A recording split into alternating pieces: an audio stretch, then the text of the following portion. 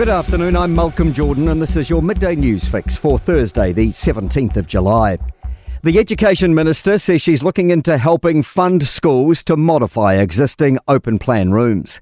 All new classrooms will revert to traditional formats, dumping the innovation introduced by John Key's government in 2011.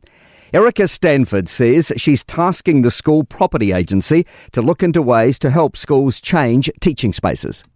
In the meantime, schools do have property budgets, so they've got 5-year budgets, and within those there is a category for classroom modifications.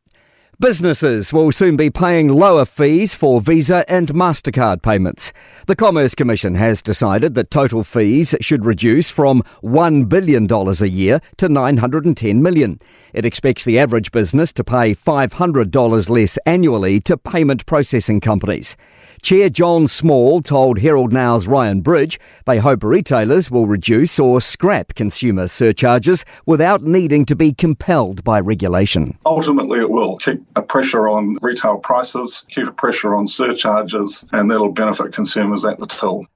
A Wellington mayoral hopeful believes a rates cap isn't a good idea and central government shouldn't be involved. Local Government Minister Simon Watts has told the Local Government Association conference in Christchurch a decision on rates caps will be made before Christmas. Wellington rates have risen 30% over the past 2 years and is a big concern for many locals. Mayoral candidate Andrew Little says councils need to make their own decisions. Councils are elected to make decisions, they should make decisions, and if they get it wrong, they'll be booted out of office. That's how political accountability works, but I'm not sure that a rates cap is going to help.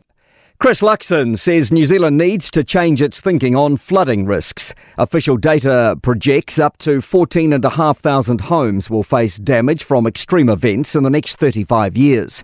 Newstalk ZB analysis suggests, per capita, Tasman and Nelson will be the hardest hit. The Prime Minister says we need to plan carefully for the future. You can't have people building in flood zones. These things are going to keep happening. How are we going to manage them? The government's received one expression of interest to become a charter school in the latest round. Jordan Dunn has more. 8 schools have now made the conversion, the latest being Twin Oaks Classical School in Auckland. The latest expressions of interest means a total of 7 this year have made the first step to becoming a charter school. The agency responsible says it is in discussions with about a dozen other schools who are actively considering the option. Auckland Council wants to overhaul animal control laws on such things as managing an animal while its owner is prosecuted.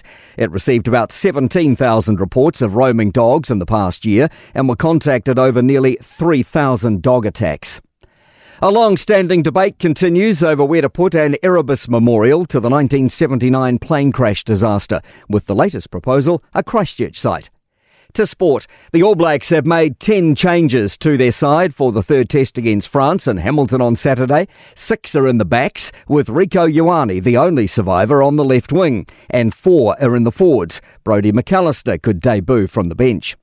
Roger Tuivasa-Sheck is a candidate to switch codes again in 2027. The Warrior is a target of the proposed Rugby 360 competition. And Welsh football club Wrexham looks set to sign All Whites defender Libby Kikachi for the looming English Championship season. I'm Malcolm Jordan. That's your latest news fix. We'll be back with the next update at 5 p.m. from the Newstalk ZB newsroom.